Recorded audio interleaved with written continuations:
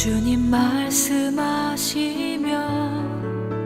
내가 나가리다. 주님 뜻이 아니면 내가 멈춰서리다. 나의 가고 서는 것 주님 뜻에 있으니 오 주님 나를 이끄소서.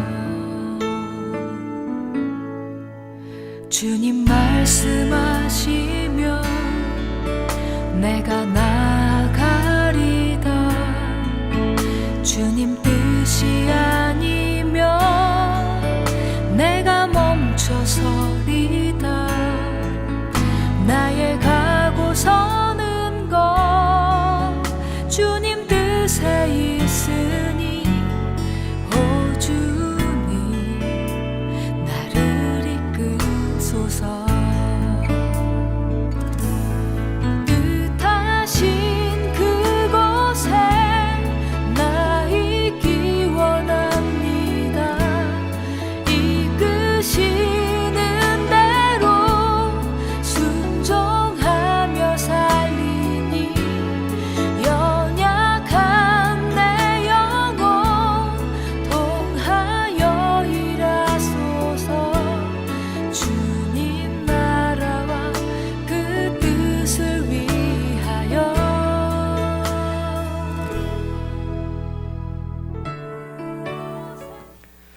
아버지께서는 자기에게 이렇게 예배하는 자들을 찾으시느니라. 하나님은 영이시니 예배하는 자가 영과 진리로 예배할지니라. 아멘.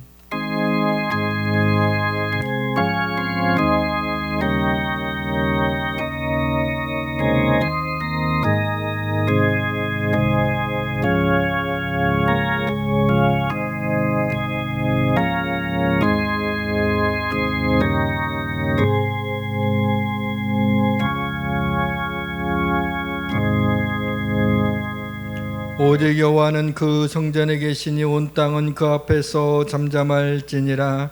기쁨으로 여호와를 섬기며 노래하면서 그의 앞에 나아갈지어다. 할렐루야. 구원과 영광과 능력이 우리 하나님께 있도다.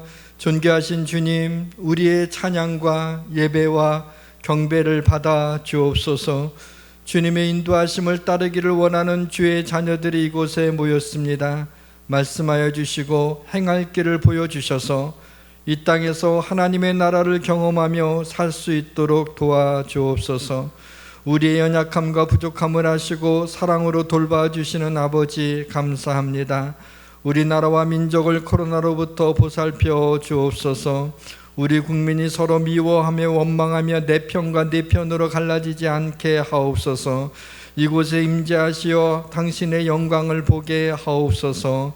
성령의 인도하심을 따라 드려지는 예배를 통해 영광받아 주옵소서. 예수 그리스도의 이름으로 기원하옵나이다. 아멘.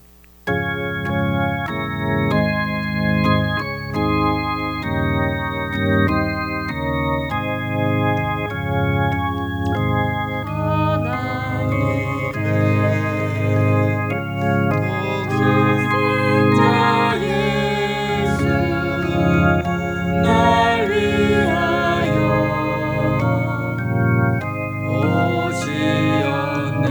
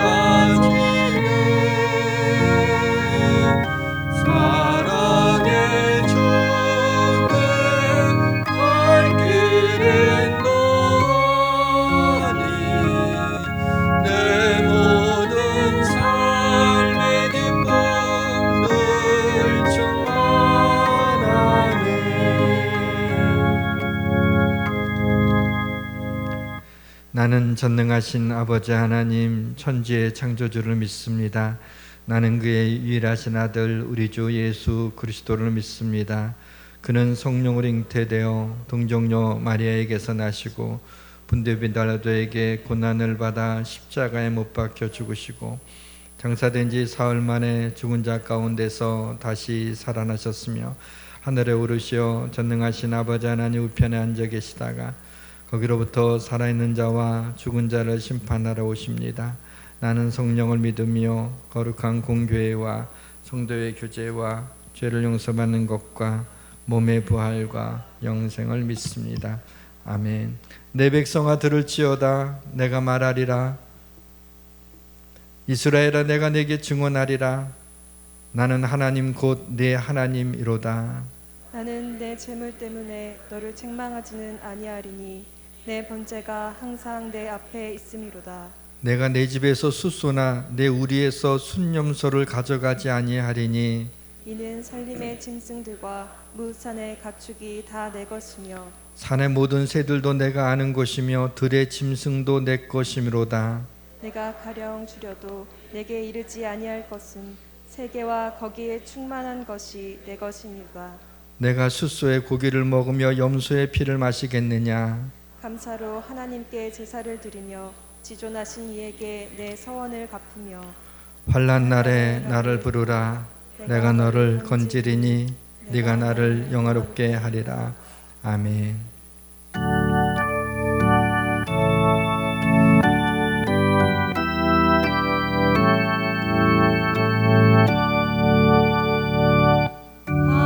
하늘에 가득 찬 영광의 하나님 온 땅에 충만한 영리하신 하나님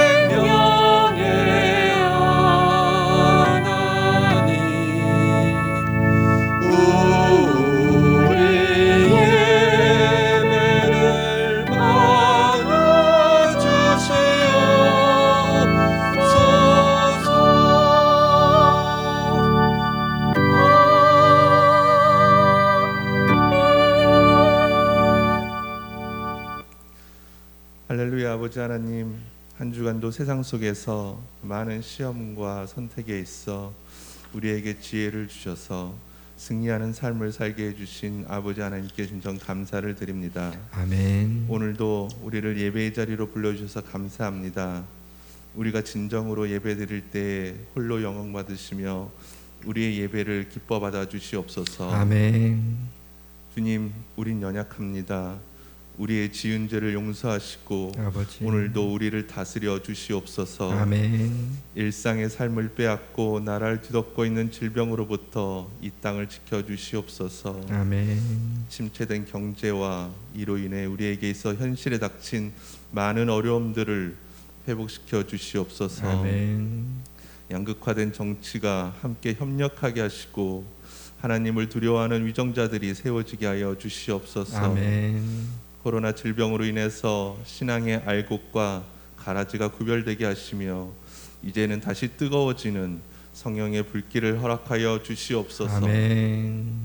이 모든 강구에 우리 예수양교회가 더욱 기도에 힘쓰는 공동체가 되도록 하여 주시옵소서. 아멘.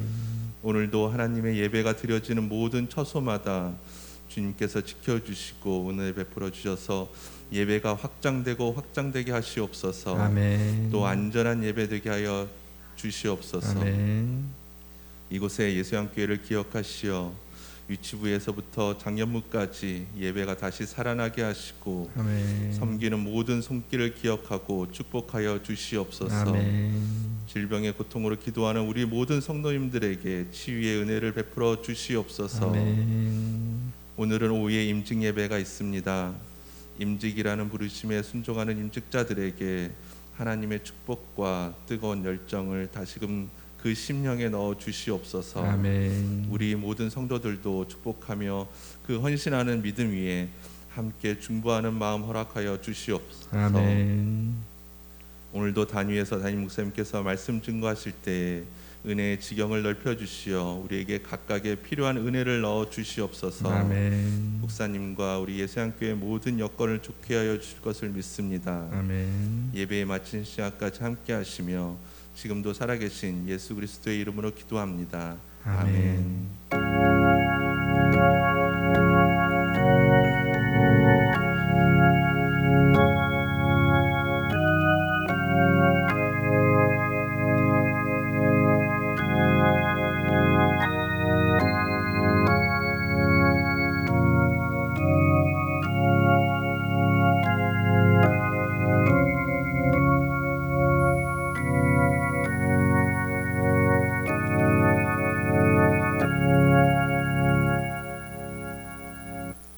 좋으신 하나님께서 오늘 우리에게 주시는 말씀은 요한복음 2장 1절로 11절 말씀입니다. 신약성경 144페이지에 있습니다.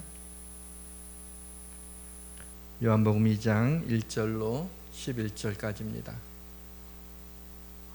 교독합니다. 제가 먼저 있습니다. 사흘째 되던 날 갈릴리 가나에 혼례가 있어 예수의 어머니도 거기 계시고 예수와 그 제자들도 혼례의 청함을 받았더니 포도주가 떨어진지라 예수의 어머니가 예수에게 이르되 저들에게 포도주가 없다 하니 예수께서 이르시되 여자여 나와 무슨 상관이 있나이까 내 때가 아직 이르지 아니하였나이다. 그의 어머니가 하인들에게 이르되 너희에게 무슨 말씀을 하시던지 그대로 하라 하니라. 거기에 유대인의 정결 예식을 따라 두세 통 드는 돌 항아리 6이 놓였는지라. 예수께서 그들에게 이르시되 항아리에 물을 채우라 하신즉 아귀까지 채우니 이제는 떠서 연회장에게 갖다 주라 하시매 갖다 주었더니 연회장은 물로 된 포도주를 맛보고도 어디서 났는지 알지 못하되 물떠온 하인들은 알더라. 연회장이 신랑을 불러 말하되 사람마다 먼저 좋은 포도주를 내고 취한 후에 낮은 것을 내거늘 그대는 지금까지 좋은 포도주를 두었도다 하니라. 예수께서 이 첫 표적을 갈릴리 가나에서 행하여 그의 영광을 나타내심에 제자들이 그를 믿으니라. 아멘. 하나님 아버지, 이 시간 성령의 바람을 보내어 주시어 우리의 닫힌 마음을 열어주시고 성령의 불을 보내주시어 우리의 굳어진 마음을 녹여주시길 원합니다. 요한복음을 통해 살아계신 예수 그리스도를 새롭게 만나기를 원합니다. 말씀 속에서 걸어 나오시는 예수님을 만나는 시간이 되기를 원합니다. 예수님의 이름으로 기도드립니다. 아멘. 저항할 수 없는 하나님의 은혜가 이 시간 우리의 삶을 뚫고 들어와 삶의 일항마다 기쁨을 뿌려주시고 우리의 마음을 기쁘게 해주시기를 주님의 이름으로 축원합니다. 모든 것이 잘 될 것입니다. 성경의 맨 처음 책 창세기에는 하나님이 하와를 이끌어서 아담에게로 데리고 오심으로 가정을 이루게 하셨습니다. 성경의 맨 마지막 책 요한계시록에서는 하나님의 어린 양 대신 우리의 신랑 대신 예수 그리스도와 신부인 우리와의 혼인잔치가 기록되어 있습니다. 성경의 처음과 나중의 이야기가 바로 웨딩 스토리인 것입니다. 오늘 예수님이 첫 번째 표적을 행하신 것도 바로 혼인잔치가 있던 자리였습니다. 2년 전쯤에도 같은 본문으로 말씀을 전한 적이 있었지만 요한복음 시리즈를 하면서 이 본문을 그냥 패싱할 수 없었습니다. 왜냐하면 너무나도 중요한 말씀이기 때문입니다. 이 시간에 하나님께서 우리에게 새로운 은혜를 베풀어 주시기를 원합니다.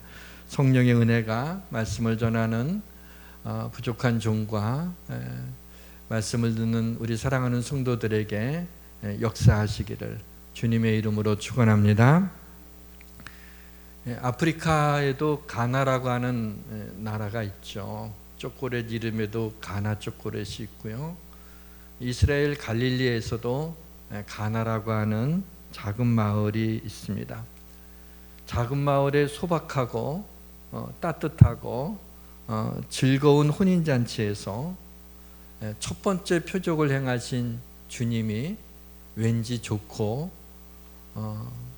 마음이 따뜻해집니다. 예수님이 두 번째 표적을 행하신 곳도 갈릴리 가나라는 사실을 아십니까? 예수께서 다시 갈릴리 가나에 이르시니 전에 물로 포도주를 만드신 곳이라. 왕의 신하가 있어 그의 아들이 가버나움에서 병들었더니 왕의 신하가 와서 예수님한테 주여 내 아이가 죽기 전에 내려오소서. 가버나움으로 와달라는 거죠. 그때 예수님께서 가라, 내 아들이 살아있다, 그렇게 말씀하실 때 그 사람이 예수님의 말씀을 듣고 가버나움으로 내려가는 중에 바로 예수님이 내 아들이 살아있다라고 하는 그 말을 한 그 순간에 자기 아들이 병이 나았다라는 것을 듣고 하나님께 영광을 돌립니다. 그러면서 54절에 이것은 예수께서 유대에서 갈릴리로 오신 후에 행하신 두 번째 표적이니라 하면서 바로 이 갈릴리 가나는 두 번째 표적도 행하신 곳입니다. 오늘 이야기 바로 전에 요한복음 1장 그 하반절에 우리가 살펴보진 않았지만은 거기에 나다나엘의 이야기가 나오게 됩니다. 근데 이 나다나엘도 바로 갈릴리 가나 사람이었던 것입니다. 빌립의 인대로 이제 나다나엘이 예수님 앞에 올 때 예수님이 나다나엘이 오는 것을 보면서 이렇게 얘기합니다. 빌립이 너를 부르기 전에 네가 무화과 나무 아래 있을 때 보았노라. 이때 나다나엘이 깜짝 놀라게 되죠. 무화과 나무 아래에서 기도하고 있었는지 무엇을 하고 있었는지 모르지만 무화과 나무 아래 빌립이 자신을 부르기 전에 있었던 것을 예수님이 알고 계시다고 하는 사실에 깜짝 놀라게 됩니다. 그때 예수님이 나다나엘에게 내가 너를 무화과 나무 아래에 보았다 함으로 믿느냐? 이보다 더 큰 일을 보리라. 이보다 더 큰 일이 바로 곧 일어나게 될 가나의 혼인잔치에서 물이 포도주가 되는 이 기적을 이야기한 것인 겁니다. 그렇게 이 표적이 더 큰 일, 아주 중요한 의미를 담고 있다는 것을 말씀하고 계신 것이죠. 표적도 기적입니다. 있을 수 없는 일이 일어나게 된 거죠. 그러나 기적이나 이적과는 결이 좀 다릅니다. 표적은 사인이라고 합니다. 영어로 사인을. 표적은 그 자체가 의미가 있지 않아요. 표적 자체에 목적이 있지 않아요. 그 표적이 가리키는, 그 사인판이 가리키는 것이 더 중요한 것입니다. 물이 포도주가 되었다고 하는 이 미러클이 중요한 게 아니라 이 기적이 예수님이 하나님의 아들이심을 증거한다는 사실이 더 중요하다는 이야기입니다. 예수님의 어머니 마리아는 혼인잔치의 내밀한 사정을 잘 알 정도로, 그래서 다른 사람들은 미처 몰랐지만은 그 어머니 마리아가 눈치가 벌써 포도주가 떨어졌다는 것을 알고 혼주에게 달려가지 않았습니다. 연애를 베푸는 주관하는 연회장에게 달려가지 않았습니다. 그는 예수님에게 달려간 것이죠. 흔히들 예수님의 어머니와 또 예수님 그의 제자들을 청한 것을 보게 되면 아마 가까운 친척이었을 것이다 라고 얘기를 합니다. 물론 그럴 수도 있지만은 그렇다라고 하는 그 근거는 좀 약하기 때문에 우리 정확히 알 수는 없습니다. 당시에 팔레스타인에 살고 있었던 가난한 유대인들에게 있어서는 혼인잔치는 일생에 가장 중요한 그러한 잔치이고 축제였던 것입니다. 그래서 이 혼인잔치 때에는 작은 마을에서 동네 사람들을 전부 다 초대를 해서 무려 일주일 내내 혼인잔치를 열었습니다. 그런데 포도주가 떨어졌다? 이것은 전라도에서 장례식에 홍어회가 떨어졌다는 것에 비교되지 않을 정도로 이것은 혼주의 치명적인 실수이고 손님들에게 가장 큰 결례였던 것입니다. 기쁨이 넘쳐야 되는 그곳에 기쁨이 사라지게 된 것입니다. 마리아와 예수님과 그의 제자들이 청함을 받았는데 아마 이때가 포도주가 떨어질 때쯤인 것을 보게 되면 아마도 혼인잔치 첫날부터 갔던 건 아니고 며칠이 지난 후에 그 잔치에 참여했던 것 같습니다. 포도주는 혼인잔치를 혼인잔치하게 하는, 되게 만드는 기쁨의 상징이었습니다. 시편에서도 보면 사람의 마음을 기쁘게 하는 포도주라고 그렇게 이야기하고 있을 정도로 유대인들에게 포도주 하게 되면 떠오르는 이미지는 기쁨이었던 것입니다. 오늘 본문의 표지판이 가리키는 첫 번째 메시지는 기쁨입니다. 기쁨이 떨어진 곳에, 기쁨이 사라진 곳에 예수님으로 인하여 기쁨이 다시 넘치는 것입니다. 연회장이 이런 얘기를 하죠. 보통 혼인잔치를 베풀 때 처음에는 좋은 포도주를 내서 사람들이 좀 취하게 되면 그때 좀 안 좋은 포도주를 내는데 이 포도주는 처음에 것보다 훨씬 더 좋은 포도주를 낸다면서 칭찬하는 거죠.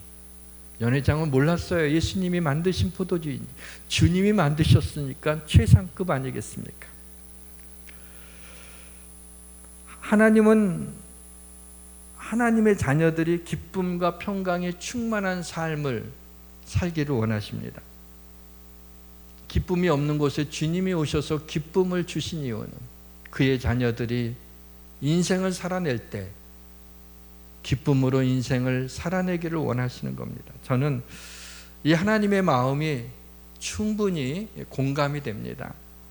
저는 제 자녀들한테 큰 부자가 되거나 큰 성공을 거두게 해달라고 기도한 적은 단 한 번도 없습니다.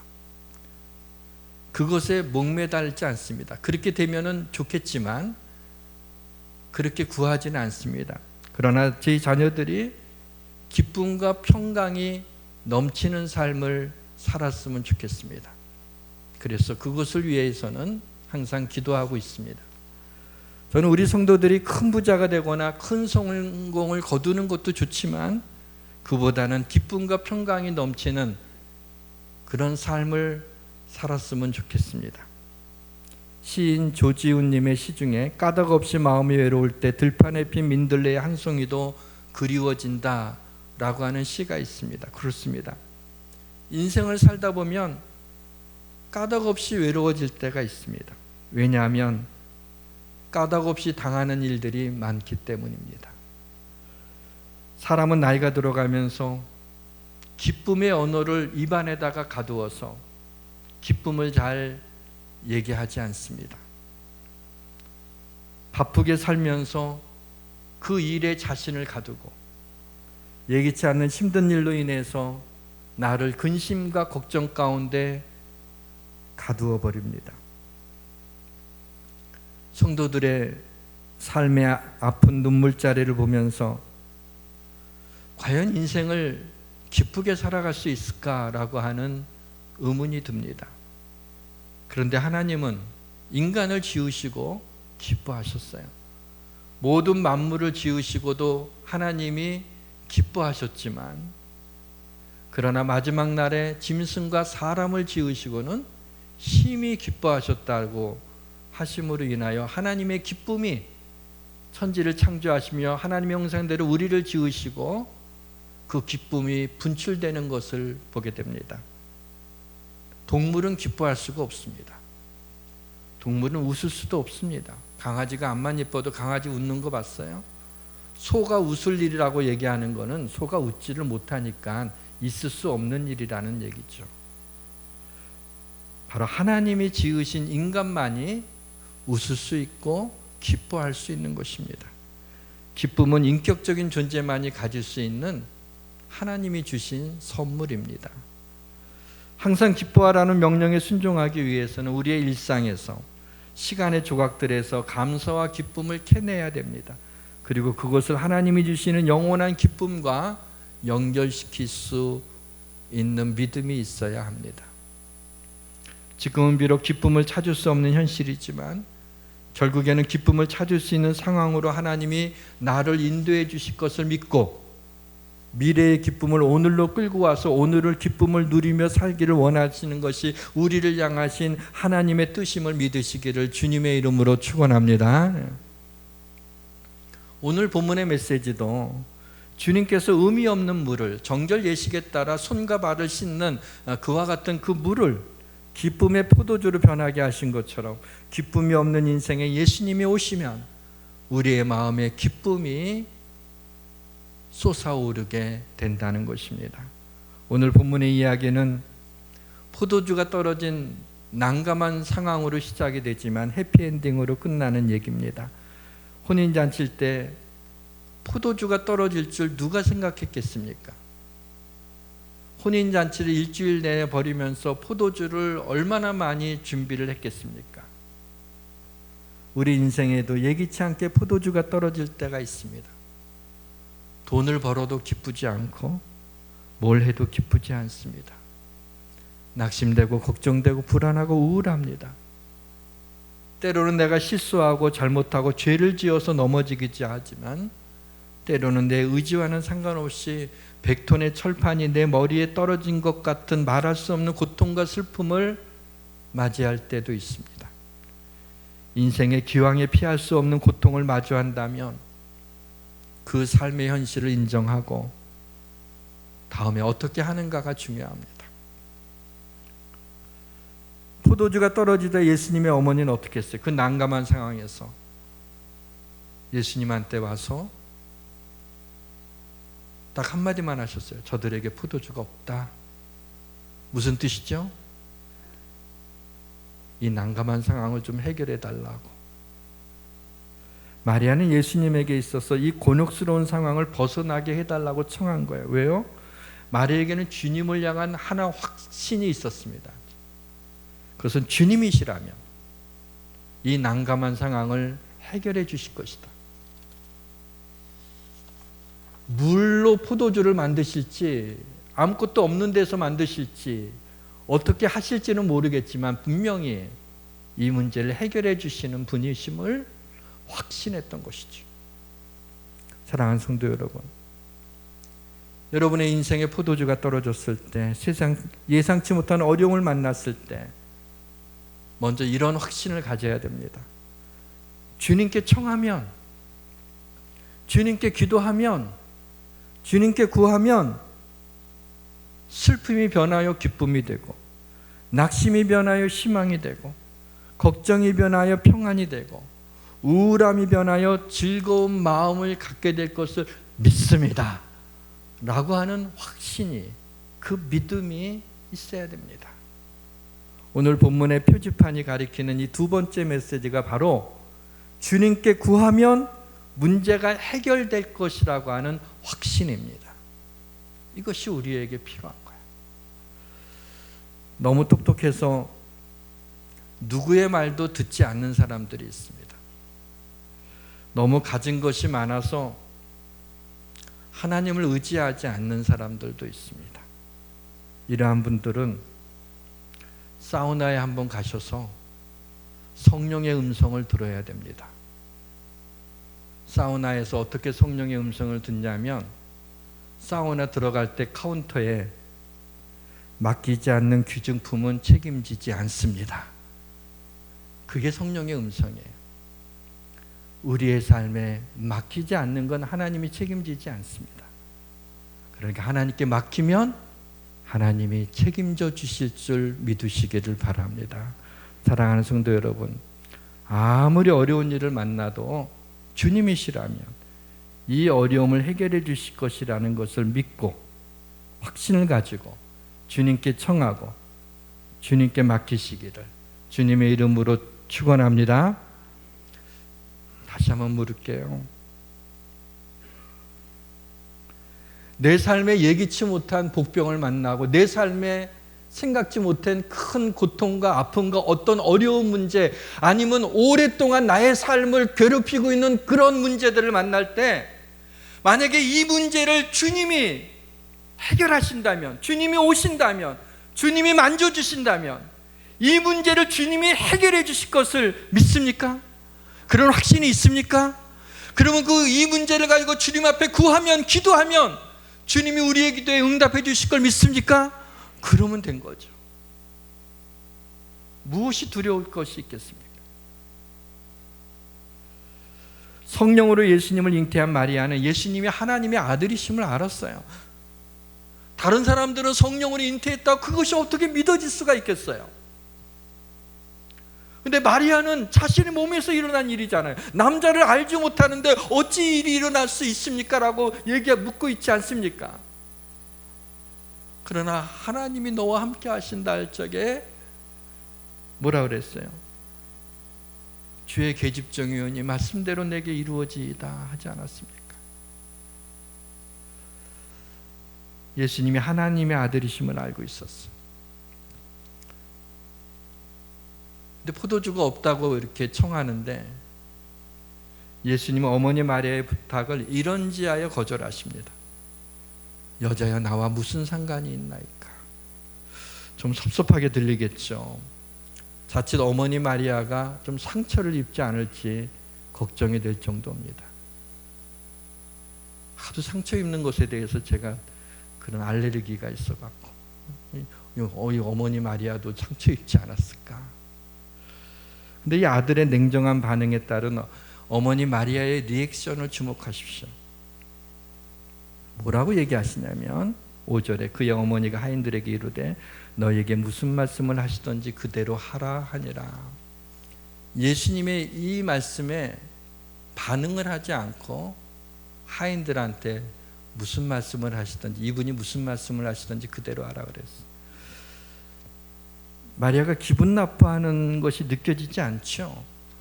오히려 예수님에 대한 기대가 있음을, 존중하고 있음을 알 수가 있습니다. 조금 어려운 얘기인데요, 마리아는 이제 예수님을 자신의 육신의 아들로서는 이별하고 메시아를 받아들여야 한다는 인식을 갖게 되었다는 느낌을 살포시 갖게 하는 그런 장면입니다. 중요한 단어 하나가 등장합니다. 때입니다. 때. 여자여 나와 무슨 상관이 있나이까 내 때가 아직 이르지 아니하였나이다. 이 때라고 하는 단어는 요한복음에 7번 나오게 되는데요. 그것이 나올 때마다 쓰여지는 의미는 뭐냐면 그 때는 예수님의 십자가의 죽음의 때를 가리키는 거예요. 그 죽음의 때를 영광의 때라고 주님이 말씀하셨어요. 그것을 위해 오셨기 때문이죠. 한 구절만 말씀을 드리면 그들이 예수를 잡고자 하나 손을 대는 자가 없으니 이는 그의 때가 아직 이르지 아니하였음이로라. 예수님은 어머니의 그 육적인 요구에 대해서 안 하겠다는 겁니다. 문제 해결사로서 이 땅에 오시지 않았다는 것입니다. 여러분에게 예수님은 문제 해결사입니까? 아니면 나의 주님, 사랑하는 주님이십니까? 그리고 문제가 있을 때마다 기도하는 건 물론 나쁘지 않은 거지만 문제를 해결해 주시는 분입니까? 우리의 주님이시죠. 그리스도로서 거절하신 것입니다.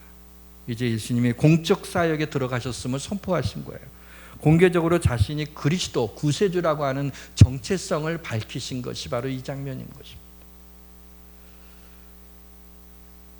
그의 어머니가 하인들한테 너희에게 무슨 말씀을 하시든지 그대로 하라. 저는 이 말씀을 묵상하다가 예수님이 성령으로 예수님을 잉태했을 때 아까 말씀드린 마리아의 고백이 생각이 났습니다. 마리아가 이르되 주의 여종이오니 말씀대로 내게 이루어지이다 하며 천사가 떠나가니라. 마리아는 이분이 무슨 말씀을 하시든지 그대로 하라. 그러면 기적이 일어날 거다. 왜요? 자신이 먼저 기적을 때 말씀대로 내게 이루어지이다. 그래서 성령으로 잉태되지 않았습니까? 오늘 본문이 표지판이 가리키는 이 마지막 메시지는 바로 이 주님의 말씀에 능력이 있다는 것을 믿으라는 것입니다. 물이 포도주가 되게 하시는데 주님이 하신 말씀은 단 2마디죠. 7절과 8절에 항아리에 물을 채워라. 이제는 떠서 연회장에게 갖다 주어라. 2마디 말씀으로 물이 포도주가 되는 기적이 일어나게 됐습니다. 본문에는 하인들의 말이 기록되어 있지 않습니다. 하인들이 생각할 때 왜 물을 채우라는 거야 지금 다 이렇게 손 씻고 발 씻고 들어갔는데 왜 뭐 나올 때도 씻나? 저분이 누구시기에 이렇게 자꾸 우리한테 뭐라고 물론 그 어머니 마리아가 시킨 대로 하라고 그랬지만 왜 그래야 되지? 왜 그래야 되는데? 그런 말 할 수 있잖아요. 그런데 하인들이 아무 말도 하지 않아요. 그냥 하라는 대로 순종만 합니다. 그리고 이 하인들은 놀라운 기적을 체험하게 됩니다. 9절에 보니까 연회장은 물로 된 포도주를 맛보고도 어디서 났는지 알지 못하되 물도온 하인들은 알더라. 연회장이 높은 사람이었지만은 도대체 이게 어떻게 된 건지 영문을 모르고 있는데 하인은 주님이 물을 포도주로 변화하시는 장면을 보고 얼마나 놀라고 얼마나 기쁘고 주님을 향한 그 마음이 어떻겠어요. 요한이 이 사건을 기록할 때 물이 포도주가 되는 것이 언제쯤 포도주가 됐는지 그리고 어떻게 포도주를 만드셨는지에 대한 말씀을 안 하십니다. 안 하고 있어요. 누가복음 17장 11절에서 14절 말씀에 이런 얘기가 나오죠. 예수님이 예루살렘으로 가시는데 사마리아와 갈릴리 사이로 가죠. 그러니까 사마리아 나병 환자들도 있고 갈릴리 유대의 나병 환자들도 있어요. 한 마을로 들어가시는데 나병 환자 10명이 예수님을 만나서 소리를 높여 이르되 예수 선생님이여 우리를 불쌍히 여기소서. 그때 예수님이 가서 제사장들에게 너희 몸을 보이라. 그들이 가다가 깨끗함을 받은지라. 언제쯤이었을까요? 주님이 가서 제사장들에게 내 몸을 보이라 할 적에 가다가 그랬는데 그 말씀을 듣고 믿음으로 이제 탁 출발하는 그때였을까요? 아니면 중간쯤이었을까요? 아니면 거의 다 가서 제사장에게 몸을 보였을 때 그 나병 환자가 나았다는 것을 알았을까요? 언제인지를 알 수가 없어요. 그렇죠? 마찬가지로 이 물이 포도주가 된 것도 언제 포도주가 됐는지 주님이 말씀하고 연회장에게 떠서 갖다 주라고 할 때 물을 채웠을 때 포도주가 됐는지 떴을 때 포도주가 됐는지 가져가면서 물이 포도주가 됐는지는 알 수가 없어요. 주님이 행하시는지는 알 수가 없어요. 하나님의 역사는 그렇습니다. 우리의 기도에 분명 응답해 주시지만 언제 응답하실지, 어떻게 응답하실지에 대해서 알 수가 없어요. 오히려 대부분은 보면 우리가 원하는 때 응답하지 않습니다. 우리가 원하는 방법으로 응답하시지 않습니다. 우리도 모르는 사이에 이미 하나님이 우리 기도에 응답하셨음을 알게 되는 경우가 많이 있지 않습니까? 아시는 분은 잘 아시겠지만 저는 피부병으로 한 10년 이상을 좀 고통을 겪었습니다. 특히 손과 발이 이렇게 갈라져서 유리아를 수시로 발랐어요. 아직도 남아 있습니다. 제가 기념품으로 가지고 있는. 이게 피부 연화제예요. 그래서 이렇게 손이 갈라져 갖고 전에 한번 말씀드렸죠. 제가 설교 준비를 할 때 자판을 하나 두드릴 때마다 십자가의 고통을 생각하며 제가 설교 준비를 하지 않았습니까? 너무 힘들었어요. 연필을 잡아도 힘들고 뭘 해도 힘들고 걸어 다니는 것도 힘들고 발바닥도 갈라졌기 때문에 이렇게 약간 옆으로 해서 걷기도 하고 오래 걷지를 못했어요. 사람들을 없을 때는 일회용 비닐장갑을 끼고 잠도 자고 그 비닐장갑을 끼고 좀 피부를 연하게 하려고 했었습니다. 인간증명서를 떼러 주민센터에 갔는데 이 지문이 나오지를 않아가지고 본인이 맞는지 그 확인하느라고 여러 질문들을 하더라고요. 그래서 아주 번거로웠습니다. 그동안에 기도하지 않았을 리가 있겠어요? 목사인데 이건 낫게 해달라고 뭐 내가 당장 고통스러우니까 하나님께 기도했겠죠. 그런데 안 낫더라고요. 어느 날이었습니다. 아니 하나님이 피부병을 못 고쳐주실 리가 있나? 그게 너무 당연한 생각인데 아니 하나님이시라면 나병 환자도 고치시는 하나님인데 이걸 못 고치시나? 그리고 당연히 하나님이 고쳐주시겠지. 고쳐줄 수 있지. 그런 믿음이 새삼 드는 거예요. 그래서 하나님 주의 종을 불쌍히 여기소서. 이미 고쳐졌음을 믿습니다. 여러분도 아니고 그냥 한 두세 번 그렇게 기도했나요? 그리고 어느 날이었습니다. 그냥 손을 보고 싶어서 의식을 못하고 있었어요. 손을 딱 봤는데 손에 갈라진 것이 전부 다 메워졌어요. 부드러워졌어요. 손이 어린애 손같이. 좀 깜짝 놀랐죠. 아니 기도했으면 그것도 믿고 했는데도 오 진짜 낫네. 얼른 양말을 벗어서 보니까 발바닥도 전부 다 한순간. 근데 이게 어제 났는지 그제 났는지 그저께 그렇게 됐는지 생각이 안 나는 거예요. 전혀 의식을 못했댔어요. 그러다 보니까 낫더라고요. 아멘을 안 하시네. 이게 얼마나 놀라운 일이에요. 제1이라고 여러분들이. 얼마나 놀라운 일이죠. 여러분 믿음으로 하나님께 나아갈 때 기적이 일어나는 겁니다. 사랑하는 성도 여러분, 지금 평생 고생하는 지병이 있으십니까? 의사가 그냥 친구 삼아 같이 사세요. 뭐 죽을 때까지 뭐 어쩔 수 없는 겁니다. 의사의 말을 더 신뢰하세요? 아니면 하나님의 말씀을 더 신뢰하세요? 하나님께 못 고칠 질병이 있나요? 그것이 정말 믿어지게 되는 은혜를 베풀어 달라고 기도하시고 그 지병을 위해서 간구하시기 바랍니다. 평생 풀리지 않는 어려움이 있습니까? 이건 숙제야, 숙제. 나한테 평생 숙제야. 그래서 어떻게 단념하시겠습니까? 아니면 하나님이시라면 그 문제를 해결해 주실 거라고 여러분이 믿으십니까? 그럼 구하십시오. 지금 평생 간절한 기도 제목이 있어요. 이건 내 기도 제목인데 소원인데 기도 제목으로만 남기고 죽으면 어떡해요? 기도 제목은 응답하라고 기도 제목이 있는 거지 기도 제목으로 남겨려고 있는 거 아니잖아요. 하나님께서 이 시간 성령으로 역사해 주셔서 주님이시라면 해결해 주실 것을 믿고 기도하시고 맡기시기를 주님의 이름으로 축원합니다.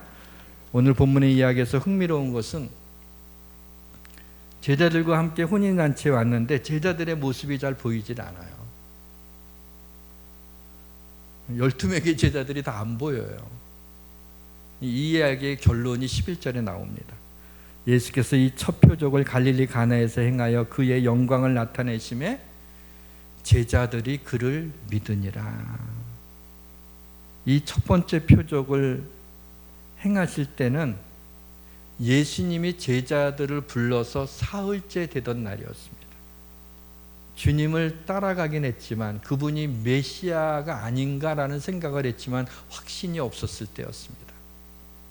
주님께서 이 표적을 행하시고 제자들이 그것을 보고 비로소 그를 믿으니라. 결국에는 이 표적은 제자들의 믿음을 위한 레슨이었던 것이죠. 아니, 오늘 이 말씀을 듣는 우리들의 믿음을 위한 주님의 레슨인 것입니다. 오늘 본문의 표지판이 가리키는 메시지 첫 번째, 물이 포도주가 되게 하신 주님이 기쁨이 없는 인생을 기쁨이 넘치는 인생으로 변화시켜 주신다는 것을 믿으라는 것입니다. 두 번째, 주님께 구하면 반드시 주님이 문제를 해결해 주실 것이라고 하는 확신을 가지라는 것이죠. 세 번째는 주님의 말씀에 능력이 있다는 것을 믿으라는 것입니다. 우리의 믿음을 위한 레슨이었던 것입니다. 이러한 주님을 함께 찬양합시다. 예수님이 말씀하시니 물이 변하여 포도주 됐네.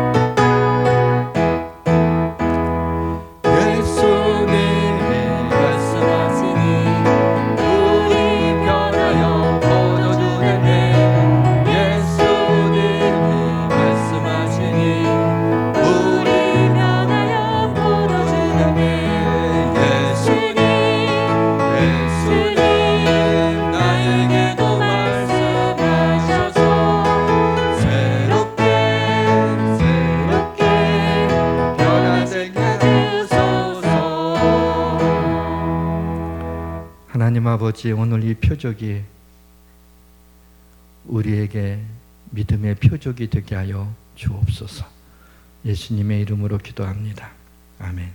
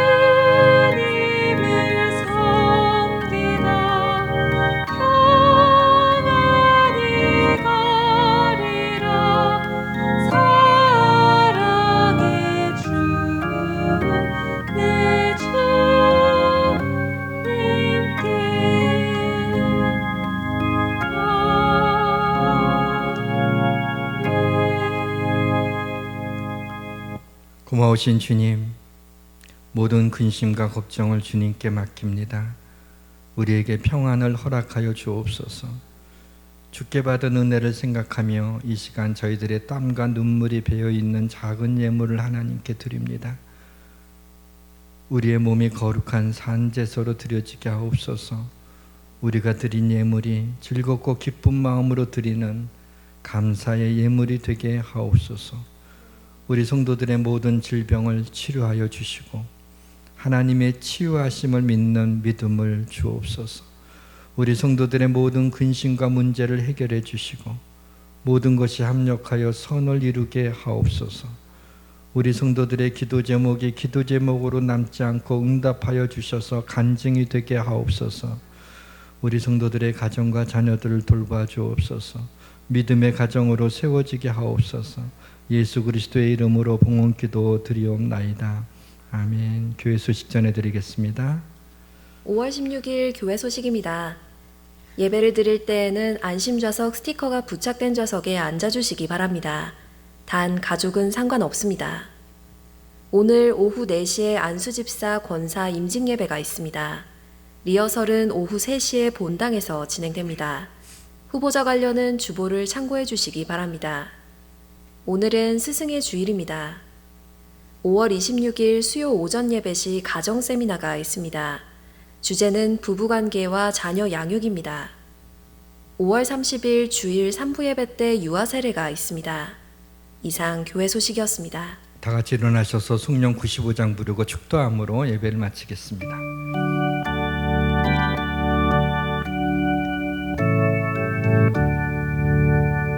나의 기쁨 나의 소망 되시며 나의 생명이 되신 주 밤낮 불러서 찬송을 드려도 늘 하신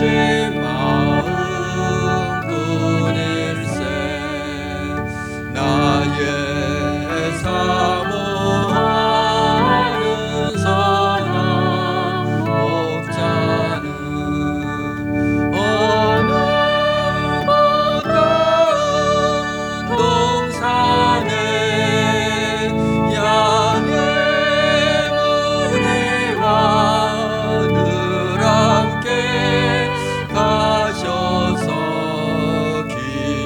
기쁨을 함께 하실까. 길도 없이 거친 넓은 들에서 갈 길 못 찾아 애쓰며 이리저리로 헤매는 내 모양 저 원수 조롱하도다. 주의 자비롭고 화평한 얼굴 모든 천사가 반기며 주의 놀라운 진리의 말씀에 전지가 화답하도다. 나의 진정 사모하는 예수님 음성조차도 반갑고 나의 생명과 나의 참 소망은 오직 주 예수 뿐일세.